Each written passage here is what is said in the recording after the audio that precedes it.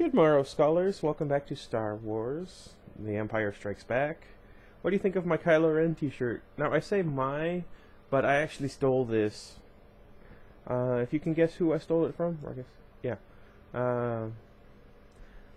I'll give you a shout out somewhere on my channel. Anywho, we are on chapter 10, page 380. This chapter is 17 pages long, I think it was. And, who knows, maybe I'll finish early. Okay. The Avenger had spotted the Millennium Falcon the moment the freighter shot out of the enormous asteroid. From that moment, the Imperial ship renewed its pursuit of the freighter with a blinding barrage of fire. Undaunted by a steady rain of asteroids on its massive hull, the Star Destroyer relentlessly followed the smaller ship. The Millennium Falcon, far more maneuverable than the other ship, darted around the larger asteroids as they came rocketing toward it. The Falcon was succeeding in holding its lead in front of the Avenger, but it was clear that the steadily pursuing ship was not about to abandon the chase. Suddenly, a gigantic asteroid appeared in front of the Millennium Falcon's path, rushing toward the freighter at an incredible speed. The ship quickly banked out of the way, and the asteroid hurled past it, only to explode harmlessly against the Avenger's hull. Han Solo glimpsed the explosion's flare through the front window of his cockpit. The craft that followed them seemed absolutely invulnerable, but he had no time to reflect on the differences between the ships. It took everything in his power to maintain control of the Falcon as he was pelted by the Imperial cannon fire.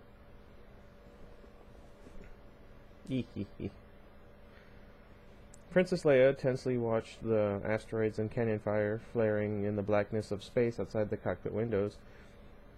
Her fingers had tightened on the arms of her chair. Silently she hoped against hope that they would emerge from this chase alive. Carefully following the bleeping images on a tracking scope, C-3PO turned to Han.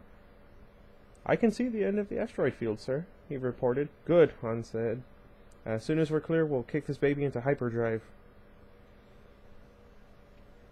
He was confident that within moments the pursuing Star Destroyer would be left light years behind. The repairs on the freighter's lightspeed systems had been completed, and there was nothing left to do now but get the ship free of the asteroid field and into space where it could blast away to safety.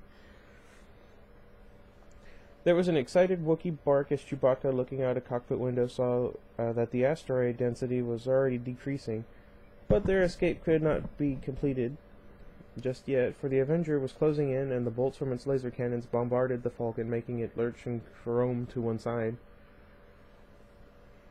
Carom? I don't know. Han repeatedly adjusted the controls and brought his ship back on to an even keel.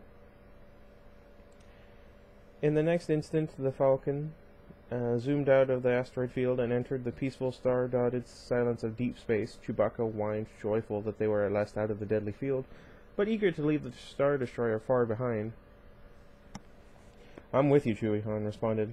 "Let's vacate the area. Stand by for light speed. This time they get the surprise. Hang on."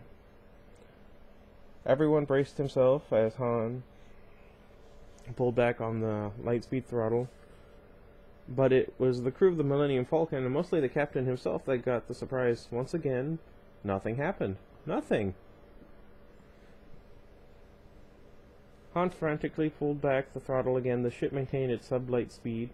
"This isn't fair," he exclaimed, beginning to panic. Chewbacca was furious. It was rare that he lost his temper with his friend and captain, but now he was exasperated and roared his fury in angry Wookiee growls and barks. "Couldn't be," Han replied defensively as he looked at his computer screens and quickly noted the readings. "I checked the transfer circuits." Chewbacca barked again. "I tell you this time, it's not my fault. I'm sure I checked it." Leia sighed deeply. "No light speed," in a tone that indicated she had expected this catastrophe too. "Sir," 3PO interjected, "we've lost the rear deflector shield, and one more direct hit on the back quarter, and we're done for." "Well," Leia said as she glared at the captain of the Millennium Falcon, "what now?" Han realized he had only one choice. There was no time to plan or check computer readouts, not with the Avenger already out of the asteroid field and rapidly gaining on them. He had to make a decision based on instinct and hope. They really had no alternative. "Sharp bank, Chewie," he ordered, and pulled back a lever as he looked at his co-pilot. "Let's turn this bucket around." Not even Chewbacca could fathom what Han had in mind. He barked in bewilderment. Perhaps he hadn't heard the order right. "You heard me," Han yelled. "Turn around, full power, front shield." This time there was no mistaking his command, and though Chewbacca couldn't comprehend the suicidal maneuver, he obeyed.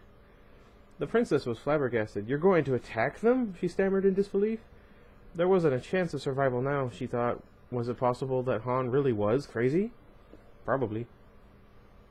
3PO, after running some calculations through his computer brain, turned to Han Solo. "Sir, if I might point out, the odds of surviving a direct assault on an Imperial Star Destroyer are..." Chewbacca snarled at the golden droid, and 3PO immediately shut up. No one on board really wanted to hear the statistics, especially since the Falcon was already banking into a steep turn to begin its course into the erupting storm of Imperial cannon fire. Solo concentrated intently on his flying. It was all he could do to avoid the barrage of flak bursts rocketing toward the Falcon from the Imperial ship. The freighter bobbed and weaved as Han, still heading directly for the Star Destroyer, seemed to avoid the bolts. No one on this tiny ship had the slightest idea what his plan might be. "He's coming in too low," the Imperial deck officer shouted, though he scarcely believed what he was saying. Captain Nita and the Star Destroyer crew rushed to the Avengers bridge to watch the suicidal approach of the Millennium Falcon, while alarms blared all over the vast Imperial ship. A small freighter could not do much damage if it collided against the Star Destroyer's hull, but if it smashed through the bridge windows, the control deck would be littered with corpses until they were sucked out into space. The panic tracking officer reported his sighting. "We're going to collide." "Shields up," Captain Nita asked. "He must be insane." "Look out," the deck officer yelled. The Falcon was headed straight for the bridge window, and the Avengers crew and officers fell to the floor in terror. But at the last instant the freighter veered up sharply. Then Captain Nita and his men slowly lifted their heads. All they saw outside the bridge windows was a peaceful ocean of stars. "Track them," Captain Nita ordered. "They may come around for another pass." The tracking officer attempted to find the freighter on his scopes, but there was nothing to find. "That's strange," he muttered. "What is it?" Captain Nita asked, walking over to look at the tracking monitors for himself. "The ship doesn't appear on any of our scopes." The captain was perplexed. It couldn't have disappeared. Could a ship that small have a cloaking device? "No, sir," the deck officer answered. "Maybe they went into light speed at the last minute." Captain Nita felt his anger mounting at about the same rate as his befuddlement. Then why did they attack? They could have gone into hyperspace when they cleared the asteroid field. "Well, there's no trace of them, sir, no matter how they did it," the tracking officer replied, still unable to locate the Millennium Falcon and his viewers. "The only logical explanation is that they went into light speed." The captain was staggered. How had the crate of ship eluded him? An aide approached. "Sir, Lord Vader demands an update on the pursuit," he reported. What should he be told? Nita braced himself. Letting the Millennium Falcon get away when it was so close to was an unforgivable error, and he knew he had to face Vader and report his failure. He felt resigned to whatever punishment awaited in store for him. "I am responsible for this," he said. "Get the shuttle ready. When we rendezvous with Lord Vader, I will apologize to him myself. Sorry. Turn around and scan the area one more time."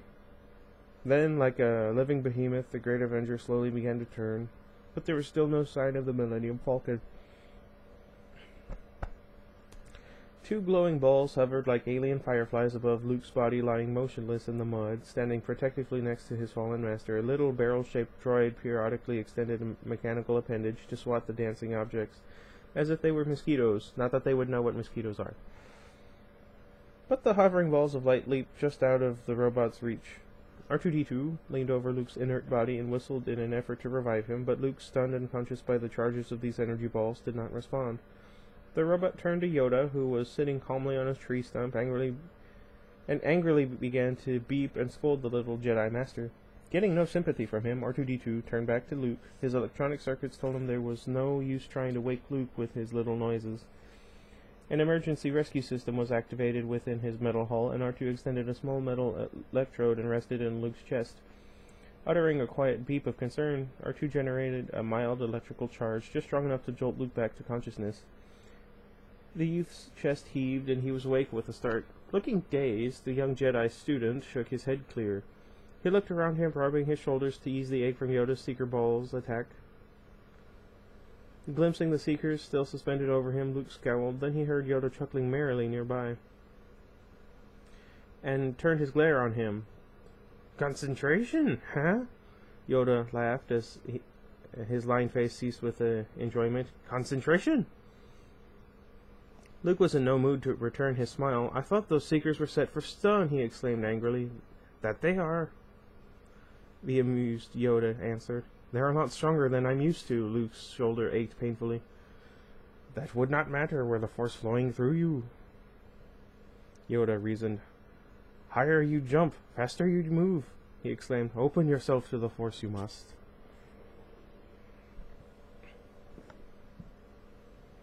The youth was beginning to feel exasperated with his arduous training. Although he had only been at it a short time, he had felt very close to knowing the Force. But so many times he had failed and had realized how very far away it was from him still. But now Yoda's goading words made him spring to his feet. He was tired of waiting for so long for this power, weary at his lack of success, and increasingly infuriated by Yoda's cryptic teachings. Yoda grabbed his laser sword from the mud and quickly ignited it. Terrified, R2-D2 scurried away to safety. I'm open to it now, he shouted. I feel it. Come on, you little flying blasters. With fire in his eyes, Luke poised his weapon and moved toward the Seekers. Immediately they zipped away and retreated to hover Yoda. No, no, the Jedi Master scolded, shaking his hoary head. What?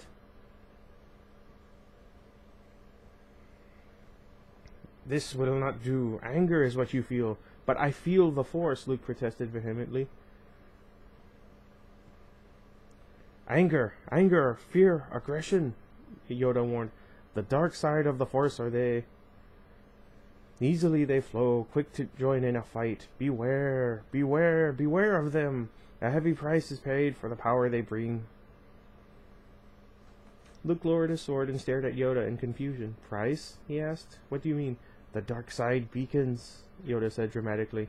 But if once start you down the dark path, forever will it dominate your destiny. Consume you it will, as it did Obi-Wan's apprentice. Luke nodded. He knew what Yoda meant. Lord Vader, he said. After he thought for a moment, Luke asked, Is the dark side stronger? No, no.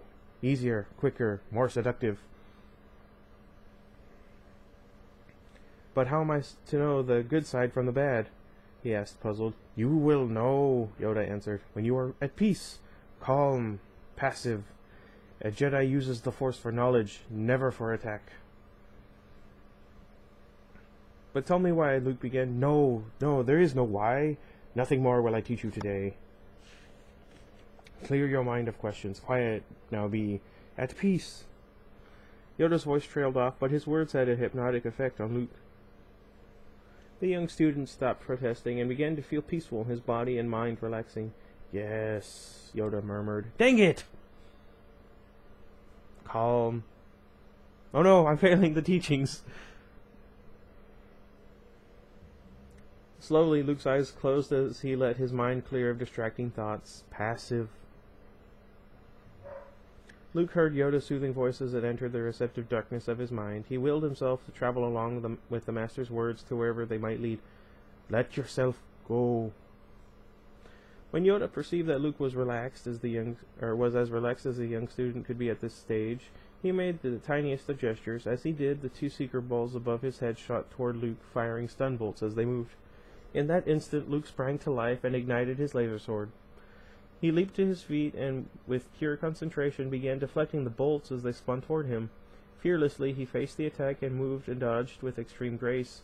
His leaps into the air, and as he jumped to meet the bolts, were higher than they had been before.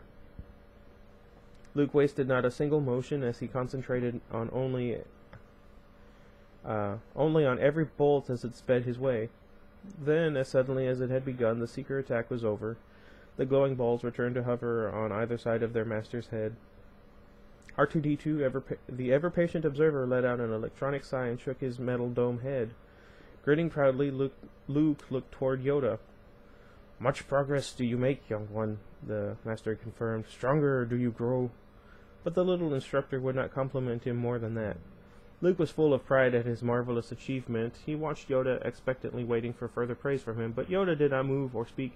He sat calmly, and then two more seeker balls floated up from behind him and moved into formation with the first two. Luke Skywalker's grin began to melt away. That's too bad. That's kind of funny, actually. I don't know why I was laughing like that. Like, those, you know what I mean. Anyway, shut up. There's something wrong with me. I just realized my friend Robert won't be at work today. No. A pair of white-armored stormtroopers lifted Captain Neda's lifeless body from the floor of Darth Vader's Imperial Star Destroyer. That's too bad. I kind of liked him. Neda had known that death was the likely consequence of his failure to capture the Millennium Falcon. He had known, too, that he had to report the situation to Vader and make his formal apology, but there was no mercy for failure among the Imperial military, and Vader, in disgust, had signaled for the captain's death. The Dark Lord turned, and Admiral Piet and two of his captains came to report their findings. Lord Vader, Piet said, our ships have completed their scan of the area and found nothing. The Millennium Falcon definitely went into light speed. It's probably somewhere on the other side of the galaxy by now. Vader hissed through his breath mask. Alert all commands, he ordered. Calculate every possible destination along their last known trajectory, and disperse the fleet to search for them. Don't fail me again, Admiral. I've had quite enough. Admiral Piet thought of the Avenger's captain, whom he had just carried out of the room like a sack of grain, and he remembered the excruciating demise of Admiral Ozzel. Yes, my lord, he answered, trying to hide his fear. We'll find them. Then the Admiral turned to an aide. Deploy the fleet, he instructed. As the aide moved to carry out his orders, a shadow of worry crossed the Admiral's face. He was not at all certain that his luck would be any better than that of Ozzel or Neda. Lord Vader's Imperial Star Destroyer regally moved off into space, its protecting fleet of smaller craft hovering nearby as the Imperial Armada left the Star Destroyer Avenger behind. No one on the Avenger or in Luke's entire fleet had any idea how far or how near they were to their prey. As the Avenger glided off into space, it continued its search. It carried with it, clinging unnoticed to one side of the huge bridge tower, a saucer-shaped freighter ship, the Millennium Falcon. Inside the Falcon's cockpit was all quiet. Han Solo had stopped his ship and shut down all systems so quickly that even the customarily talkative C-3PO was silent. 3PO stood not moving, a rivet, a look of wonder frozen on his golden face. You could have warned him before you shut him off, Leia said, looking at the droid that stood motionless like a bronze statue. Oh, so sorry, Han said in mock concern. Didn't mean to offend your droid. You think breaking and shutting everything down in that moment of time is easy? Leia was dubious about Han's entire strategy. I'm still not sure what you've accomplished. He shrugged off her doubt. She'll find out soon enough, he thought. There just wasn't any other choice. He turned to his co-pilot. Chewie, check the manual release on the landing clause. The Wookiee barked, then pulled himself out of his chair and moved toward the rear of the ship. Leia watched as Chewbacca proceeded to disengage the landing clause so that the ship could take off without mechanical delay. Shaking her head incredulously, she turned to Han. What did you have in mind for your next move? The fleet is finally breaking up, he answered as he pointed out the port window. I'm hoping they follow standard Imperial procedure and dump their garbage before they go into light speed. The princess reflected on this strategy for a moment and then began to smile. This crazy man might know what he was doing after all. Impressed, she patted him on the head. Not bad, hotshot, not bad. Then what? Then we have to find a safe port around here. Got any ideas? That depends. Where are we? Here. Han said, pointing to a configuration of small light points near the I know what system? I know what? I don't know. I don't know. Anyway. Slipping out of her chair, Leia moved next to him for a better look at the screen. Funny, Han said after thinking for a moment. I have the feeling I've seen this area before. Let me check my logs. You keep logs? Leia was more impressed by the minute. My, how organized, she teased. Well, sometimes, he answered as he hunted through the computer readout. Aha, I knew it. Lando. Now this should be interesting. I've never heard of that system, Leia said. It's not a system. He's a man, Lando Calrissian. A gambler, con artist, all-around scoundrel. He paused long enough for the last word to sink in and gave the princess a wink. Your kind of guy. The Bespin system. It's a fair distance, but reachable. Leia looked at one of the computer monitor screens and read the data.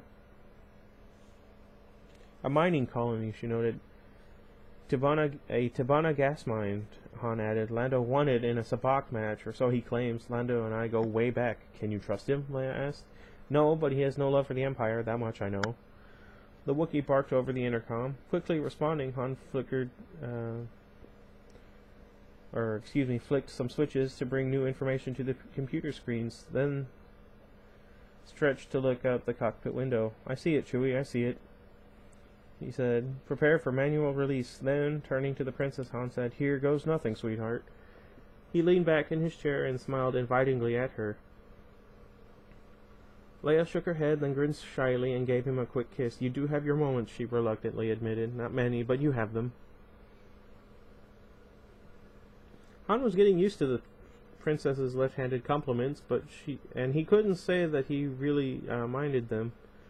More and more he was enjoying the fact that she shared his own sarcastic sense of humor, and he was fairly sure that she was enjoying it too. Let her go, Chewie, he shouted gleefully. The hatch on the underbelly of the Avenger yawned open, and as the Imperial Galactic Cruiser zoomed into hyperspace, it chewed out its own belt of artificial asteroids, garbage, and sections of irreparable machinery that scattered out into the black void of space. Hidden among that trail of refuse, the Millennium Falcon had tumbled undetected off the side of the larger ship, and was left far behind as the Avenger streaked away. Safe at last, Han Solo thought. The Millennium Falcon ignited its ion engines and raced off toward the train of drifting space. Junk toward another system. I feel like I messed up that sentence, but I don't know where. But concealed among that scattered debris was another ship, and as the Falcon roared off to seek the Bespin system, this other ship ignited its own engines. Boba Fett, the most notorious and dreaded bounty hunter in the galaxy, turned his small elephant's head-shaped craft, Slave 1, to begin its pursuit, for Boba Fett had no intention of losing sight of the Millennium Falcon. Its pilot had too high a price on his head, and this was one reward that the fearsome bounty hunter was determined to collect. Luke felt that he was definitely progressing. He ran through the jungle with Yoda perched on his neck and leapt with gazelle-like grace. Again, it's not an animal they would know. Over the profusion of foliage and tree roots growing throughout the bog, Luke had at last begun to detach himself from the emotion of pride. He felt unburdened and was finally open to experience fully the flow of the Force. When his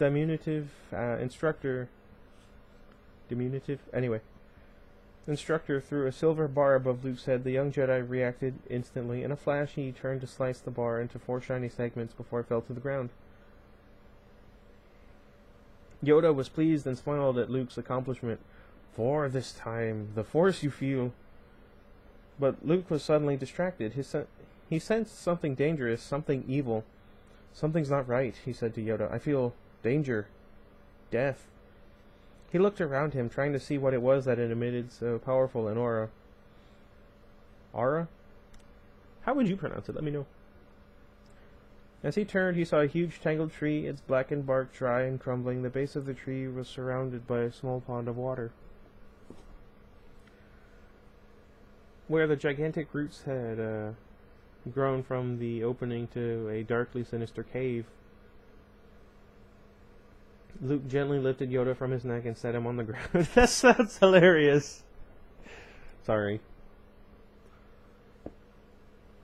Transfixed, the Jedi student stared at the dark monstrosity. Almost said monastery.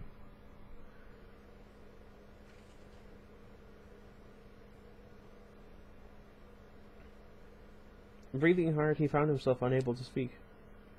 You brought me here purposefully, Luke said at last. Yoda sat on a tangled root and put his gimmer stick in his mouth. Calmly looking at Luke, he said nothing. Luke shivered. I feel cold, he said, still gazing at the tree. This tree is strong with the dark side of the Force. A servant of evil it is.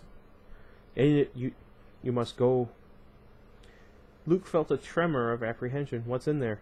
Only what you take with you, Yoda said cryptically. Luke looked warily at Yoda and then at the tree.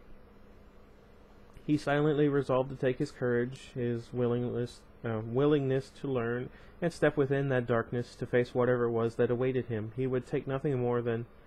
No, he would also bring his lightsaber.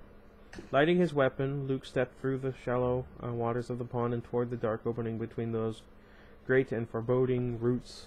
But the Jedi Master's voice stopped him. "Your weapon," Yoda reproved. "You won't need it." Luke paused and looked again at the tree. Go into that evil cave completely unarmed? As skilled as Luke was becoming, he did not feel quite equal to that test. He gripped his lightsaber tighter and shook his head. Yoda shrugged and placidly gnawed his gimmer stick. Taking a deep breath, Luke cautiously stepped into the grotesque tree cave. The dark inside the cave was so thick that Luke could feel it against his skin, so black that the light thrown by his laser sword was quickly absorbed and illuminated scarcely more than a meter in front of him.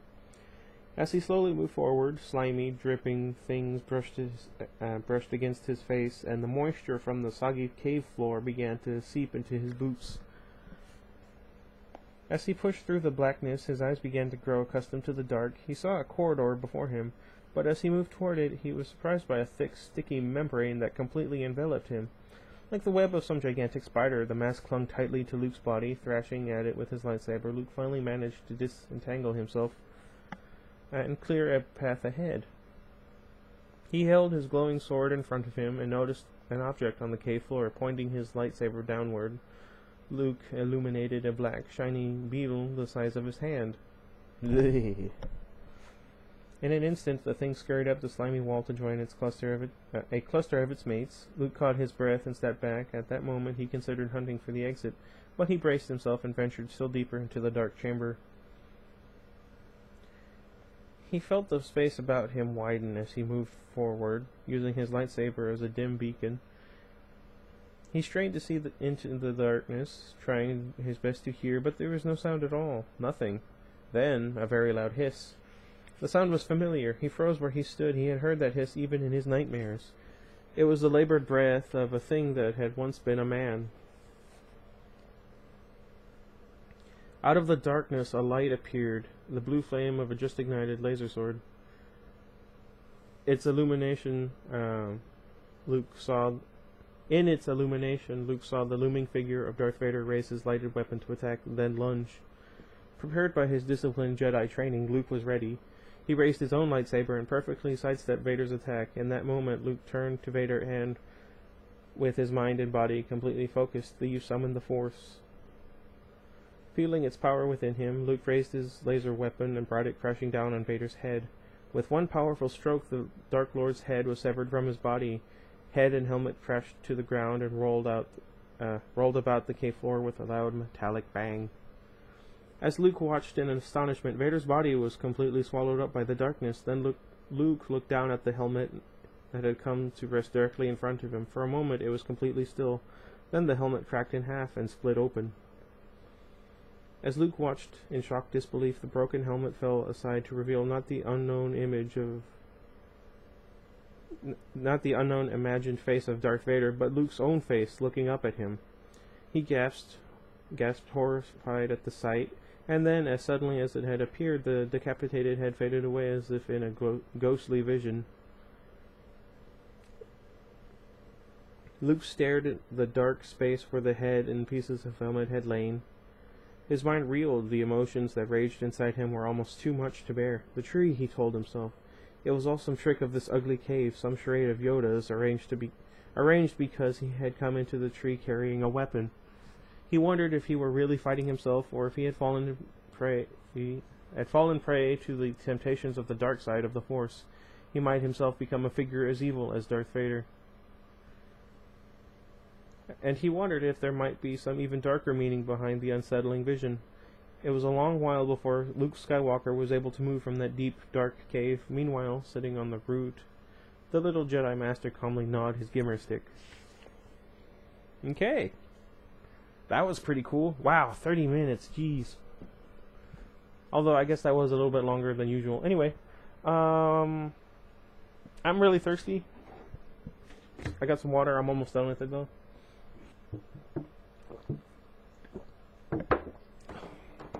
I think it's a liter of ice cold water. Burns about 1,000 calories. Keep that in mind if you want to work out.